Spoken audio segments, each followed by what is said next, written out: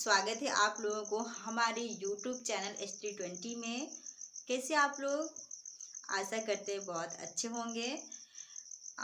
आज मेरा हिंदी का ये फर्स्ट क्लास है, जो कि मैं आप लोगों को बता दूं कि जो भी स्टूडेंट किसी भी कॉम्पिटिटिव एग्ज़ाम के लिए तैयारी कर रहे हैं या करना चाहते हैं, तो हमारा ये वीडियो आप लोगों के लिए बहुत हेल्पफुल होगा, जो कि मैं बिल्कुल शून्य लेवल से लेके लास्ट तक आप लोगों को अपने चैनल में वीडियो प्रोवाइड करूँगी।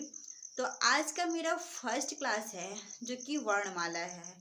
ठीक है, तो आज मैं वर्णमाला से स्टार्ट करने जा रही हूँ। तो आप लोग हमारे वीडियो में बने रहिए और देखिए। आज का मेरा फर्स्ट क्लास है वर्णमाला। क्या है? वर्णमाला।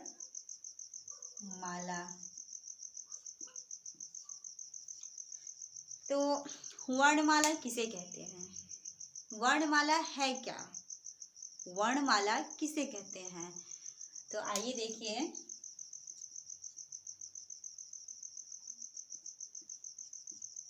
वर्णों के व्यवस्थित समूह को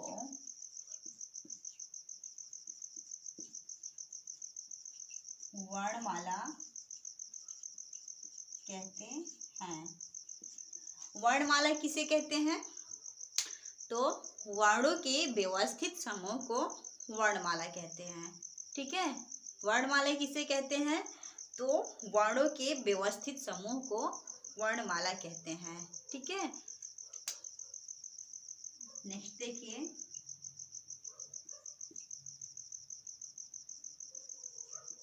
हिंदी व्याकरण में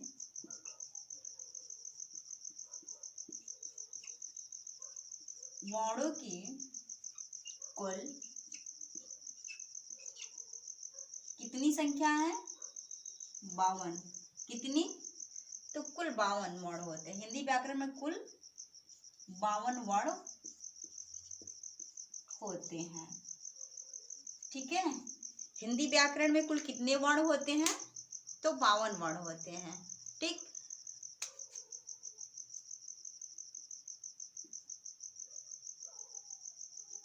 अब आइए देखते हैं। ये तो हो गया वर्णमाला। ठीक है, वर्णमाला किसे कहते हैं? तो वर्णों के व्यवस्थित समूह को वर्णमाला कहते हैं। वर्णमाला किसे कहते हैं? वर्णों के व्यवस्थित समूह को वर्णमाला कहते हैं। हिंदी व्याकरण में वर्णों की कुल 52 संख्या होती है। कितनी संख्या होती है? तो हिंदी व्याकरण में कुल 52 वर्ण होते हैं। कितने वर्ण होते हैं? 52 वर्ण होते हैं। ठीक है, अब 52 वर्ण होते हैं, तो वर्ण किसे कहते हैं? वर्ण क्या है? वर्ण कहते किसे हैं? ठीक है, अब आइए देखिए वर्ण किसे कहते हैं। वर्ण किसे कहते हैं? तो वर्ण भाषा की सबसे छोटी इकाई है। वर्ण क्या है? तो वर्ण भाषा की सबसे छोटी इकाई है। ठीक है, वर्ण क्या है? तो वर्ण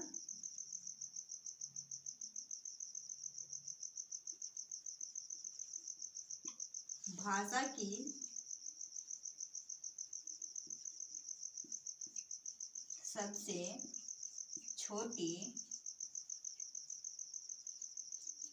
इकाई को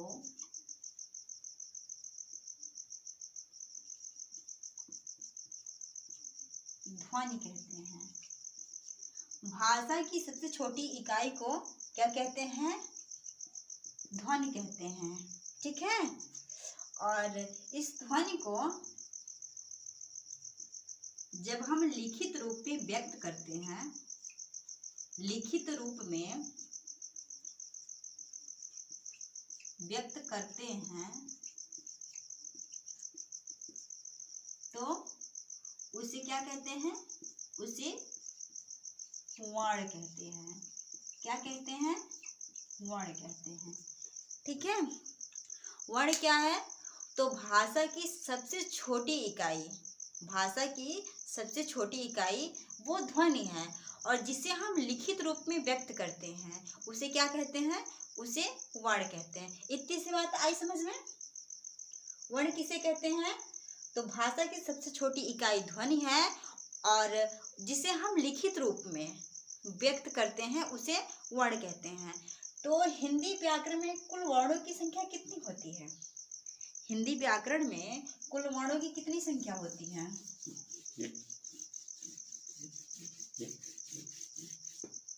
हिंदी व्याकरण में कुल कितने वर्ण होते हैं? हिंदी व्याकरण में कुल वर्णों की संख्या 52 होती है, जिसमें 11 स्वर और 33 व्यंजन होते हैं। वर्ण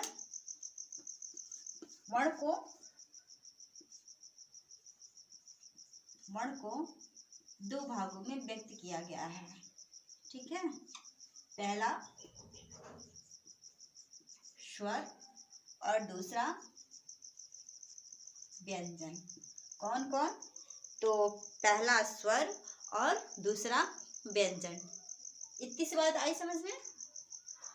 अब ये बताइए कि स्वर की कितनी संख्या होती है और व्यंजन की कितनी संख्या होती है? तो स्वर की कुल 11 संख्या होती है। कितनी? तो स्वर 11 होते हैं और व्यंजन कितने होते हैं? व्यंजन की संख्या 33 होती है। स्वर कितने होते हैं?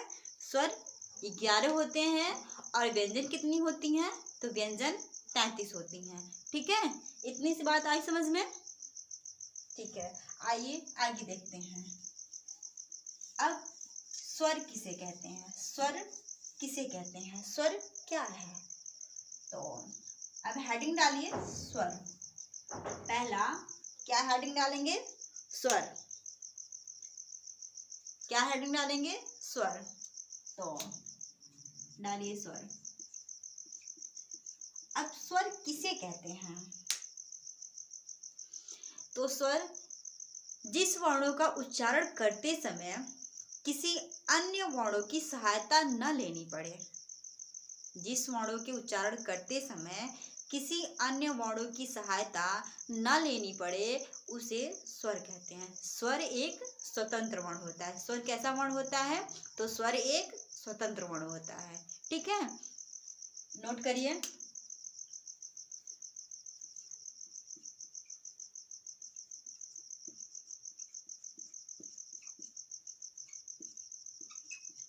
जिस वर्णों के उच्चारण करते समय किसी अन्य वर्णों की सहायता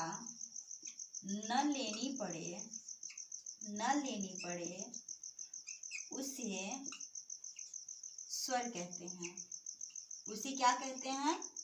स्वर कहते हैं, ठीक है। जिस वर्णों की उच्चारण करते समय किसी अन्य वर्णों की सहायता न लेनी पड़े उसे क्या कहते हैं? तो उसे स्वर कहते हैं। स्वर एक स्वतंत्र वर्ण है।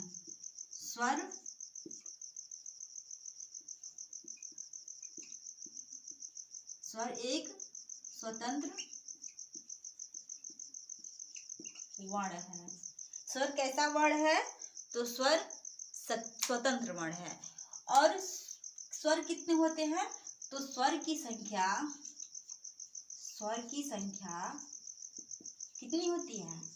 स्वर की संख्या 11 होती है। कितने होते हैं? तो 11 होते हैं, ठीक है। वो कौन कौन स्वर कौन कौन होते हैं? आइए देखते हैं। जैसे देखिए,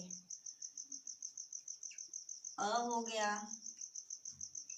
आ, छोटी ई, ऊ,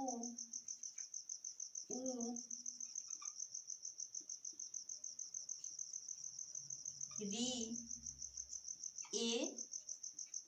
ए, ओ और औ, ठीक है।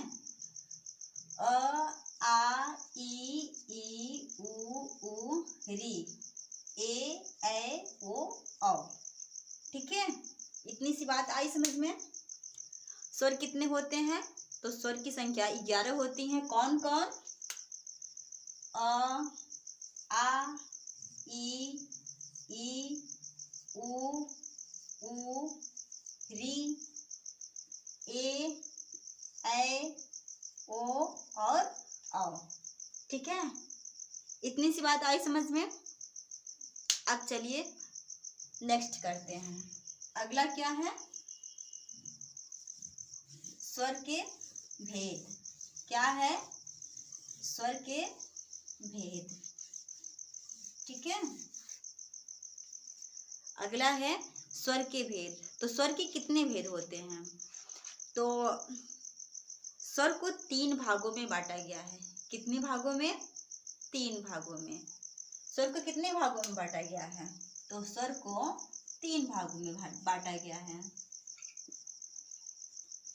हेडिंग डालिए, स्वर के भेद। ठीक है, तो स्वर को 3 भागों में बांटा गया है। कौन कौन? ह्रस्व स्वर, दीर्घ स्वर और प्लुत स्वर। कौन कौन? ह्रस्व स्वर, दीर्घ स्वर और प्लुत स्वर। ठीक है, तो पहला क्या था? पहला ह्रस्व स्वर, दूसरा दीर्घ स्वर और तीसरा प्लुत स्वर। ठीक है, ह्रस्व स्वर, दीर्घ स्वर और प्लुत स्वर। अब आइए इनके डेफिनेशन को देखिए। ठीक है, ह्रस्व स्वर किसे कहते हैं, या दीर्घ स्वर किसे कहते हैं, या प्लुत स्वर किसे कहते हैं? ठीक है, आइए हम देखते हैं ह्रस्व स्वर किसे कहते हैं। ह्रस्व स्वर किसे कहते हैं? हेडिंग डालिए, ह्रस्व स्वर। हेडिंग डालिए, ह्रस्व स्वर। तो ह्रस्व स्वर जिन स्वरों के उच्चारण करते समय, जिस स्वरों के उच्चारण करते समय बहुत कम समय लगता है, जिन स्वरों के उच्चारण करते समय बहुत कम समय लगता है, उसे ह्रस्व स्वर कहते हैं। ठीक है, उसे ह्रस्व स्वर कहते हैं। ह्रस्व स्वर की कितनी संख्या होती है? तो ह्रस्व स्वर 4 होते हैं। ह्रस्व स्वर की कितनी संख्याएं होती हैं? तो 4 होते हैं। ठीक है, तो आइए नोट करिए, देखिए।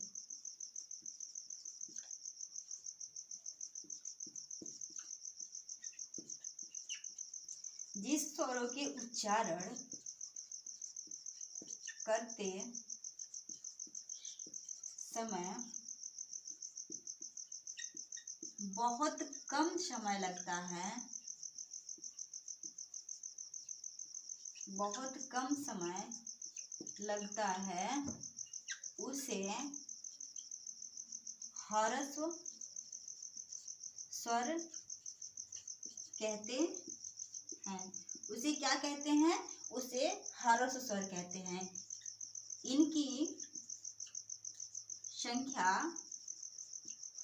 4 होती है। ह्रस्व स्वर की कितनी संख्या होती है? तो ह्रस्व स्वर के 4 होते हैं। अब देखिए कौन कौन होते हैं। ह्रस्व स्वर अ, ई, उ और री।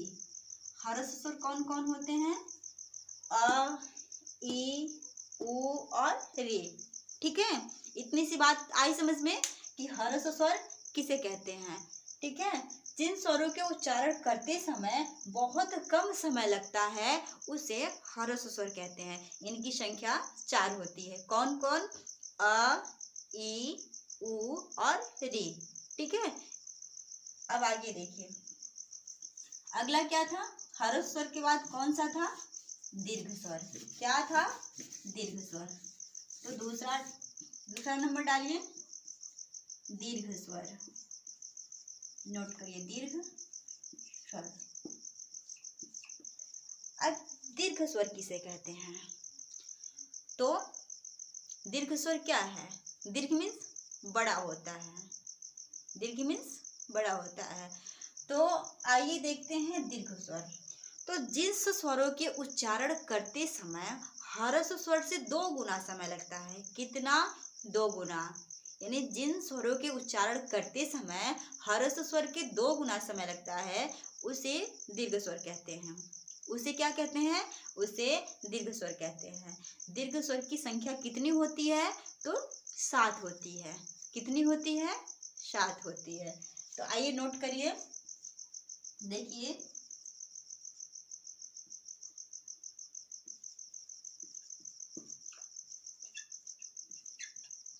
जिस स्वरों के उच्चारण करते समय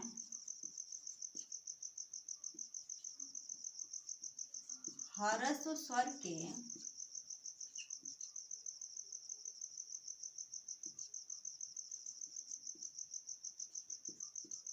2 गुना समय लगता है। कितना? 2 गुना समय लगता है उसे दीर्घ स्वर कहते हैं। उसे क्या कहते हैं? उसे दीर्घ स्वर कहते हैं। इनकी संख्या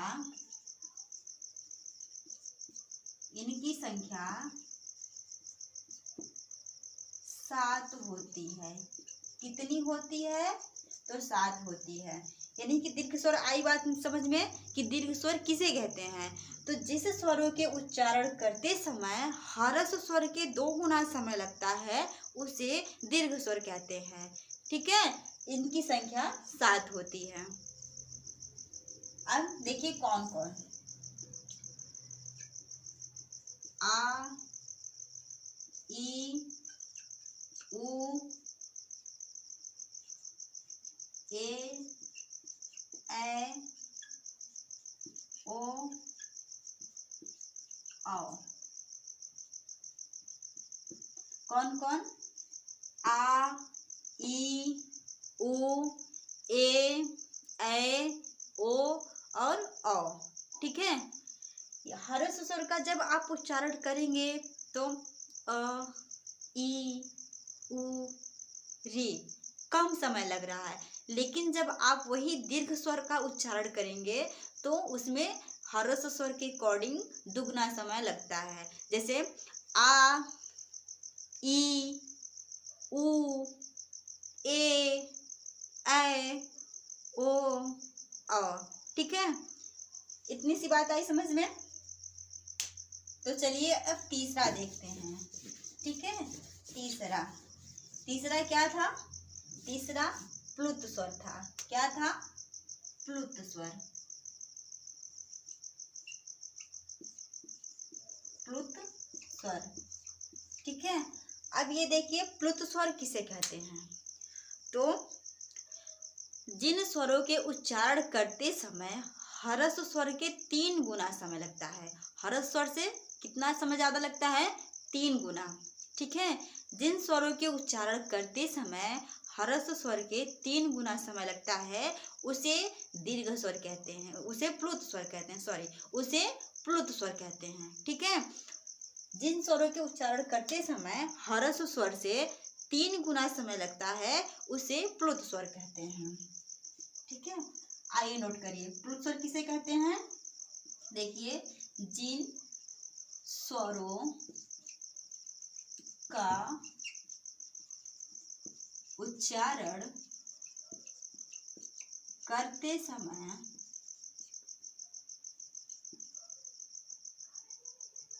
ह्रस्व स्वर के 3 गुना समय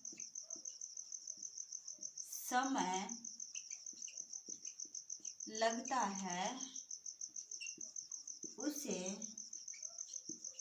प्लुत स्वर कहते हैं। उसे क्या कहते हैं? प्लुत स्वर कहते हैं। जिन स्वरों का उच्चारण करते समय ह्रस्व स्वर के 3 गुना समय लगता है उसे प्लुत स्वर कहते हैं। वो जैसे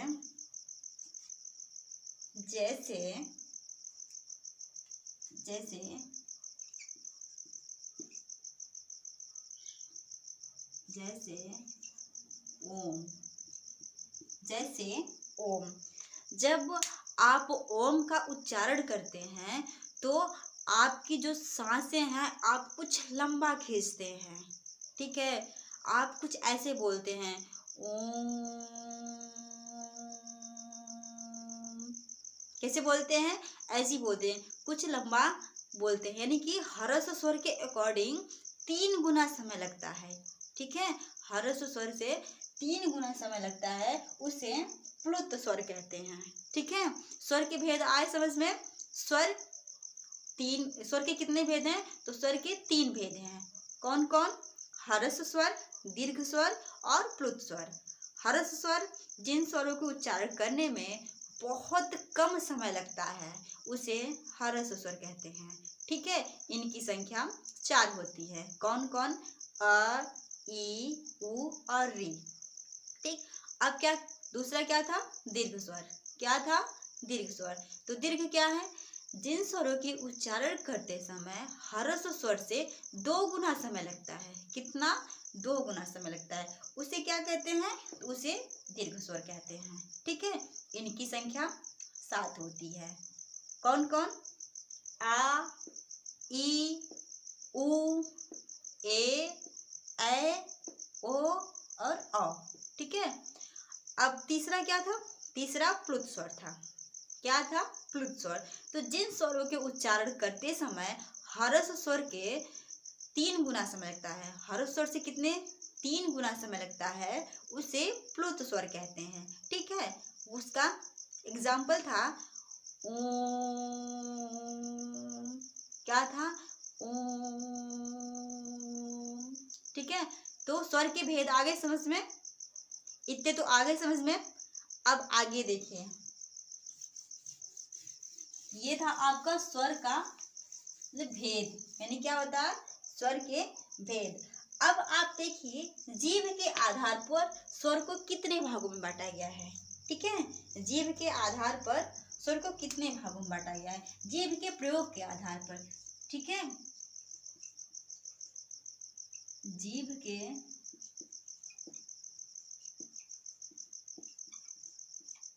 प्रयोग के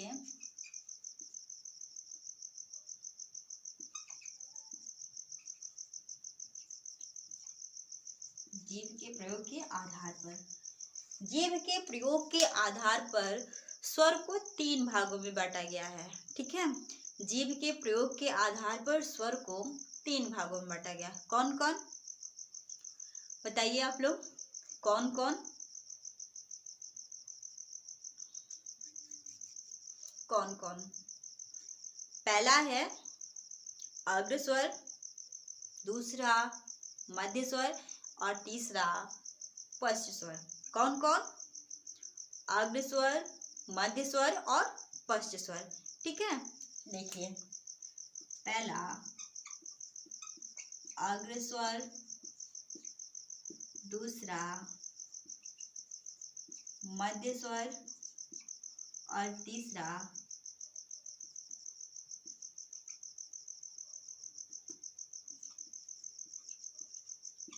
पश्च स्वर, ठीक है। इतनी सी बात आई समझ में। जीभ के आधार पर स्वर को 3 भागों में बांटा गया है। पहला अग्र स्वर, दूसरा मध्य स्वर और तीसरा पश्च स्वर। तो अब आइए देखते हैं अग्र स्वर।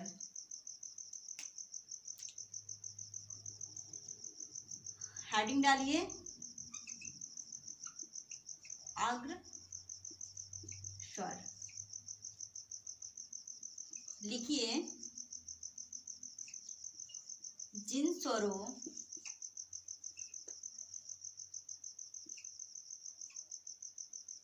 स्वरों का उच्चारण करते समय जीभ का अगला हिस्सा या अगला भाग काम करता है उसे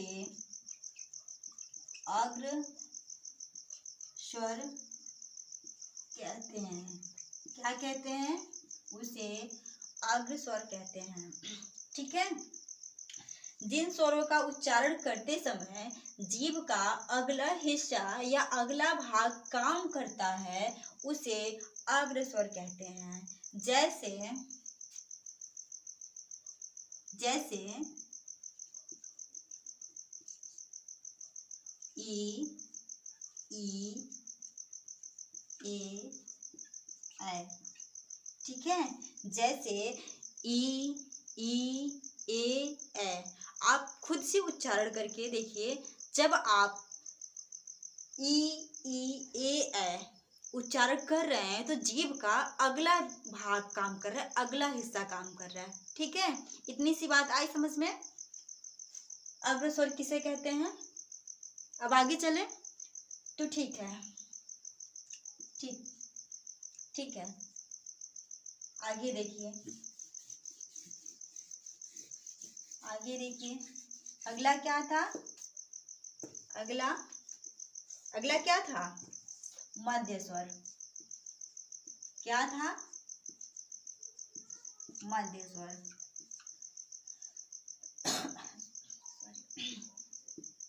मध्य स्वर जिस स्वरों का उच्चारण करते समय जिन स्वरों का उच्चारण करते समय जीभ का मध्य भाग, क्या? मध्य भाग। ये नाम से ही प्रतीत हो रहा है कि जीभ का मध्य भाग काम करता है, उसे क्या कहते हैं? मध्य स्वर कहते हैं। क्या कहते हैं? मध्य स्वर कहते हैं। ठीक है। तो जिन स्वरों का उच्चारण करते समय जीभ का मध्य भाग काम करता है उसे क्या कहते हैं? उसे मध्य स्वर कहते हैं। ठीक है। इतनी सी बात आई समझ में? मध्य स्वर किसे कहते हैं? तो जिन स्वरों का उच्चारण करते समय जीभ का मध्य भाग, क्या? तो ये मध्य भाग काम करता है उसे मध्य स्वर कहते हैं। ठीक है। उसे क्या कहते हैं? मध्य स्वर कहते हैं। ठीक है। जैसे जैसे जैसे अ, जैसे अ। जब आप अ का उच्चारण करेंगे तो जीभ का ये मध्य भाग काम करेगा। कहाँ? मध्य भाग। जैसे करेंगे उच्चारण करके ट्राई करिए। अ, बोलिए अ। तो ये जीभ का मध्य भाग काम कर रहा है तो इसे हम मध्य स्वर कहते हैं। ठीक है। अब आगे देखिए, इतनी सी बात आ गई समझ में? आगे चलें। ठीक है।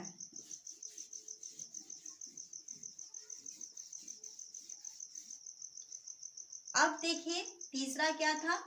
तीसरा स्पष्ट स्वर था। क्या था? स्पष्ट स्वर। ठीक है। स्पष्ट स्वर किसे कहते हैं? स्पष्ट स्वर किसे कहते हैं? तो जिस स्वरों का उच्चारण करते समय जीभ का पिछला हिस्सा या पिछला भाग काम करता है उसे स्पष्ट स्वर कहते हैं। ठीक है। उसे स्पष्ट स्वर कहते हैं। देखिए, जिन स्वरों का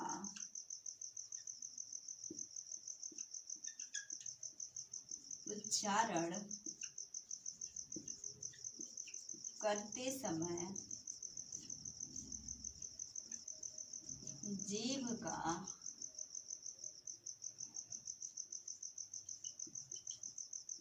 पिछला हिस्सा या पिछला भाग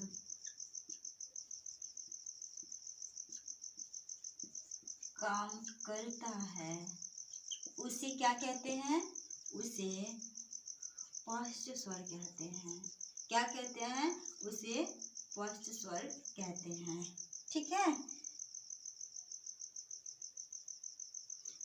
इतनी सी बात आई समझ में? जैसे देखिए, जैसे जिन स्वरों का उच्चारण करते समय जीभ का पिछला भाग काम करता है उसे स्पष्ट स्वर कहते हैं। जैसे आ, उ,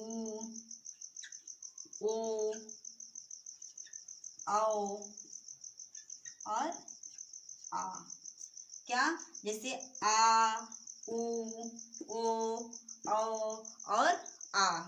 ठीक है, इतनी सी बात आई समझ में? इतनी सी बात आई समझ में आप लोगों को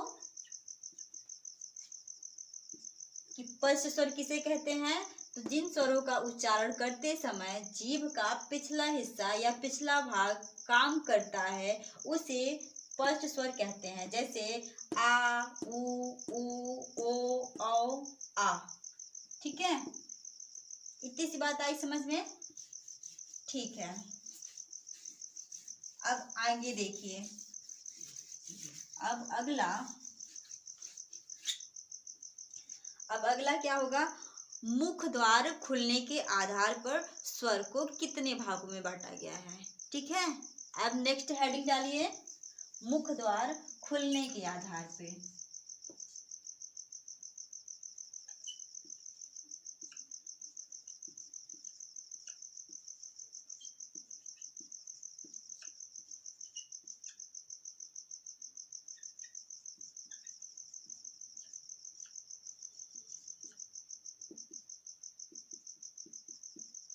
मुख द्वार खुलने के आधार पे।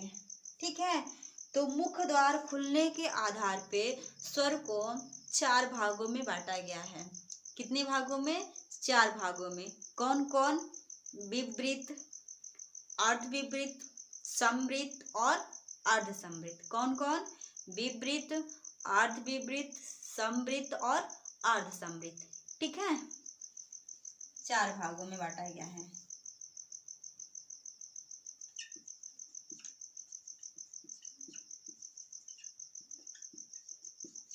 मुख द्वार खुलने के आधार पर स्वरों को 4 भागों में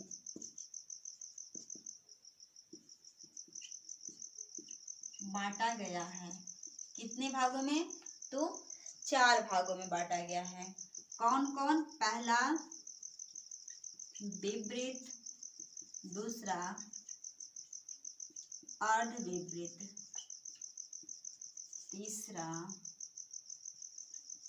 समृत और चौथा अर्धसमृत। ठीक है, अब आइए देखिए, विवृत किसे कहते हैं, अर्धविवृत किसे कहते हैं, समृत किसे कहते हैं और अर्धसमृत किसे कहते हैं। ठीक है, तो अब हेडिंग डालिए विवृत। क्या हेडिंग डालेंगे? विवृत। हेडिंग क्या डालेंगे? विवृत।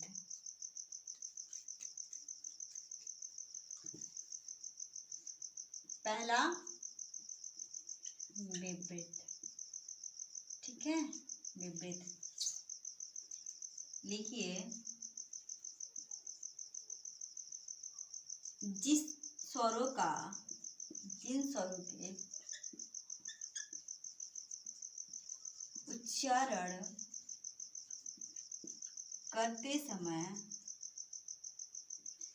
स्वरों के उच्चारण करते समय मुख द्वार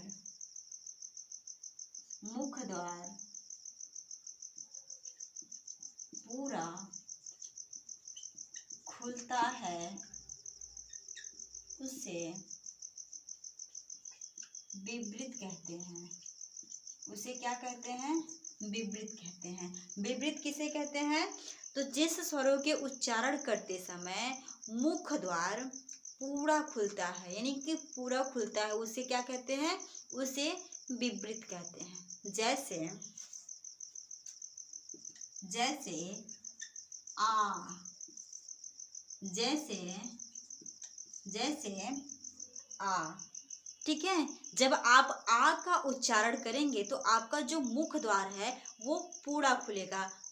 आ करके खुद ही ट्राई कर लीजिए, बोलिए आ। ठीक है, इतनी सी बात आई समझ में? ठीक है, आगे चलते हैं। अगला देखिए, विपरीत के बाद अर्ध विपरीत। क्या?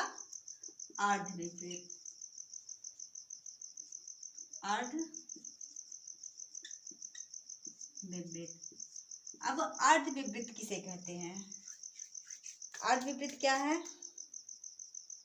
तो जिन स्वरों के उच्चारण करते समय मुख द्वार आधा खुलता है, ठीक है, जिस स्वरों के उच्चारण करते समय मुख द्वार आधा खुलता है उसे अर्ध विपरीत कहते हैं। ठीक है, देखिए, नोट करिए।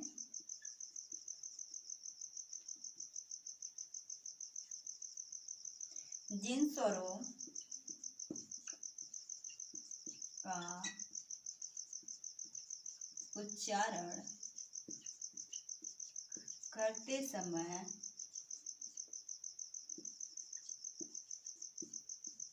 मुख द्वार आधा खुलता है उसे